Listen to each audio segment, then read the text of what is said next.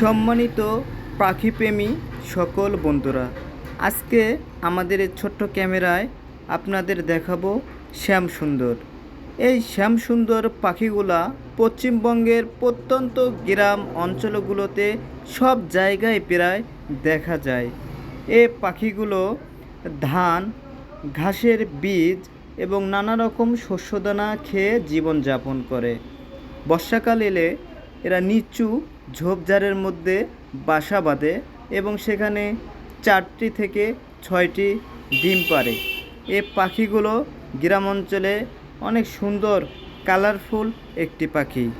তো বন্ধুরা, আপনারা এরকম ভিডিও যদি প্রতিনিয়তই চান তাহলে আমার চ্যানেলের পাশে থাকবেন, ইনশাআল্লাহ এই ছোট্ট ভাইটিকে একটু সাপোর্ট করবেন। এই শ্যামসুন্দর পাখিটি অনেক সুন্দর আর কি কালারের হয়ে থাকে, তাই দেখতেও অনেক সুন্দর লাগে। তো আশা করি আপনাদের ভালোই লাগলো। ধন্যবাদ।